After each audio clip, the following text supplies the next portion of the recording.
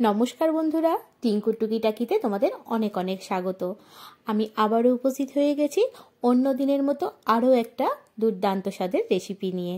আজ আমি তোমাদের সাথে শেয়ার করতে চলেছি আমার বাপির হাতের তৈরি খিচুড়ি। মানে বানাবো আমি, কিন্তু বাপি যেভাবে বানাতো শীতের সব রকম সবজি দিয়ে, তার টেস্ট একদম দুর্দান্ত হয়। তো চলো সেই রেসিপিটাই আজ আমি তোমাদের সাথে শেয়ার করব। তো দেরি না করে রান্নাটা শুরু করে দিই। তো আজকে আমি খিচুড়ির জন্য নিয়েছি বাড়িতে থাকা চাল, যেটা আমরা রেগুলার ভাত খাই, সেই চালই নিয়েছি। আর এখানে নিয়েছি ওর অর্ধেক মুসুর ডাল, আর তারও একটু কম নিয়েছি এখানে আমি মুগ ডালটা আমি এখানে সোনা মুগ নিয়েছি। আর এই গোবিন্দভোগ দিয়ে মুগ ডাল দিয়ে তো খিচুড়ি আমরা অনেক সময় খেয়ে থাকি। তো আজকে আমি বাড়িতে থাকা উপকরণ দিয়েই আমি আজকে খিচুড়িটা বানাবো। আর আজকে আমি খিচুড়িটা বানাবো আমার বাপি যেরকম প্রসেসে বানায় সেই প্রসেসে বানাবো। তো চলো সেটা আমি তোমাদের সাথে শেয়ার করে নিই। তো ফার্স্ট আমি মুগ ডালটা একটু ভেজে নেব, নিয়ে তারপরে তিনটেকে আমি একসাথে ধুয়ে নেব। গ্যাসের ফ্লেমটা লো টু মিডিয়ামে রেখে মুগ ডালটাকে ভালো করে ভেজে নেব। আর ধ্যান রাখবে যেন এক পিঠটা পুড়ে না যায়, একটুখানি ফ্লেভারটা এসে গেলেই তুলে নেব।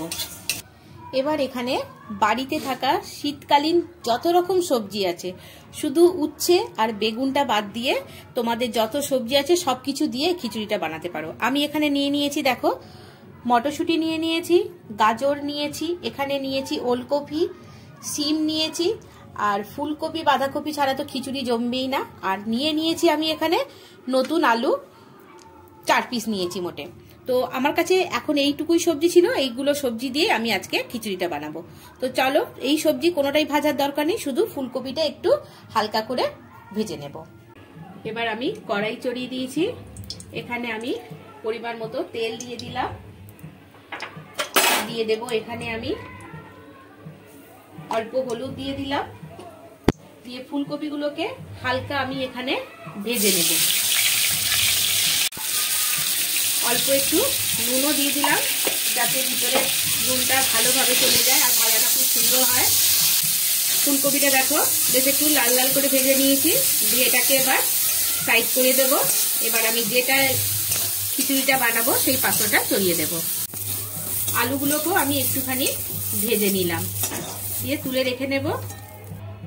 এখানে আমি কুকার চড়িয়ে দিয়েছি, আর আজকে আমি খিচুড়িটা কুকারেই করব। আর এখানে আমি পরিমাণ মতো তেল দিয়ে দিলাম, তেলটা একটু গরম হওয়ার জন্য অপেক্ষা করব। তেল গরম হয়ে গেছে, এখানে আমি অল্প চিনি দিয়ে দিলাম। আর এখানে রেখেছি দেখো আমি 2টো তেজপাতা, একটা শুকনো লঙ্কা, একটু পাঁচফোড়ন আর একটু গোটা গরম মশলা, তার মধ্যে আছে লং, এলাইচি আর দারচিনি। তো এগুলোকেও দিয়ে দেবো। এলাচটা আর লঙ্কাটা আমি কিন্তু একটু ফাটিয়ে নিয়েছি, দিয়ে এটা থেকে যখন সুন্দর একটু গন্ধ বের হবে তখন আমি এখানে দেখো কেটে রেখেছি একটা বড় সাইজের পেঁয়াজ, এরকম সরু সরু চপ করে নিয়েছি, আর 3টে কাঁচা লঙ্কা। কাঁচা লঙ্কাটা আমি পরে দেব, পেঁয়াজগুলোকে আমি এখনই দিয়ে দেব। পেঁয়াজটা হালকা ভাজা হয়ে গেছে, আর এখানে দেখো আমি একটু আদা, কাঁচা লঙ্কা আর রসুন আমি একটু বেটে রেখেছি। এটা আমার বরাবরই বাটা থাকে, আমার ফ্রিজে রেখে দিই আমি একটু একটু করে, একদিন বেটে রেখে দিই, তারপরের দিনকে করে নিয়ে আবার পরের দিনটা আবার বাটি। তো এইটাকে দিয়ে ভালো করে আমি মশলাটাকে আগে কষিয়ে নেব। মশলাটা একটু ভাজা হয়ে গেছে, এবার এখানে আমি টমেটোটা দিয়ে দেব।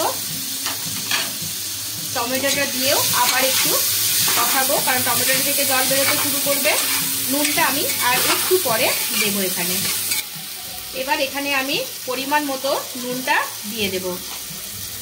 এখানে আমি ছোট চামচের 4 চামচ নুন দিলাম, দিয়ে আর একবার আমি নেড়ে দেব। এবার এখানে আমি 2 চামচের মতন হলুদ দিয়ে দিলাম। এবার আমি 3টেকে একসাথে ধুয়ে নিয়েছিলাম, চাল, মুসুর ডাল আর মুগ ডাল, তো এগুলোকে আমি দিয়ে দেব।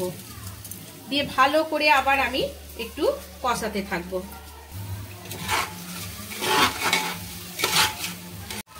এবার এখানে আমি শুকনো মশলা দিয়ে দেব। এখানে আমি 1/2 চামচ দিলাম লাল লঙ্কার গুঁড়ো, কালারের জন্য দিয়ে দিলাম একটু কাশ্মীরি লঙ্কার গুঁড়ো, 1 চামচ দিয়ে দেবো এখানে জিরে পাউডার, 1 চামচ দিয়ে দেব আমি এখানে ধনে পাউডার দিয়ে ভালো করে যতক্ষণ না ডালটা থেকে গন্ধ আসতে শুরু করে ততক্ষণ পর্যন্ত এটাকে আমি কষাতে থাকবো। দেখো নিচে লেগে লেগে যাচ্ছে, আমার মশলাটার সাথে চালটা ডালটা ভালো করে কষানো হয়ে গেছে। এবার এখানে আমি জল দিয়ে দেব। চাল ডালের কোয়ান্টিটি যতটা নিয়েছি সেই হিসাবে আমাকে এখানে জলটা দেব। আর এই খিচুড়ি একটু বেশ পাতলা পাতলা হবে, খেতে ভালো লাগে। তো এর থিকনেসটা কিরকম হবে সেটা এন্ডেই তোমরা বুঝে যাবে। আর এবার দেখো এখানে আমি এক এক করে সবজিগুলো এখানে আমি অ্যাড করে দেব। এখানে আমি বাঁধাকপিটা দিয়ে দেব। তোমাদের যদি মনে হয় বাঁধাকপিটা একটু মানে কড়ার মধ্যে নেড়ে নেবে তাও করে নিতে পারো, আমার তো মনে হয় না দরকার পড়ে, আমি এগুলোকে কাঁচাই দিয়ে দেব। গাজর দিয়ে দিলাম, এখানে দিয়ে দেব আমি ওলকপিগুলো, আর দিয়ে দেব মটরশুঁটিগুলো। তোমরা চাইলে কুমড়ো, পালং শাক সবকিছু অ্যাড করতে পারো। দিয়ে ভালো করে একবার আমি নাড়িয়ে নেব। এবার এখানে আমি ভেজে রাখা ফুলকপি আর আলুটাও এখানে আমি দিয়ে দেব। যদি এটা তোমরা হাঁড়িতে বা কোনো কড়াইয়ের মধ্যে করো তাহলে ওটাকে পরে দিলেও চলতো ফুলকপিটা। আর এখানে অল্প একটু আমি গরম মশলা দিলাম, দিয়ে দেবো এখানে 3টে কাঁচা লঙ্কা, দিয়ে ভালো করে মিক্স করে আমি কুকারে ঢাকনাটা দিয়ে দেব। আর যখনই একটু শশা করে উঠবে মানে সিটিটা হুইসেলটা শুরু হবার আগেটাই আমি সিটি পড়তে দেব না, গ্যাসটা ফ্লেমটা আমি কমিয়ে দেব।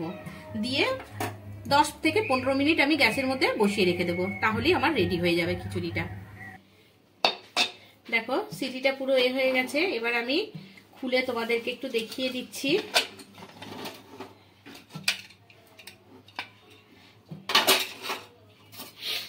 দেখো যেরকম ঠিক পাতলা পাতলা চেয়েছিলাম সেরকমই।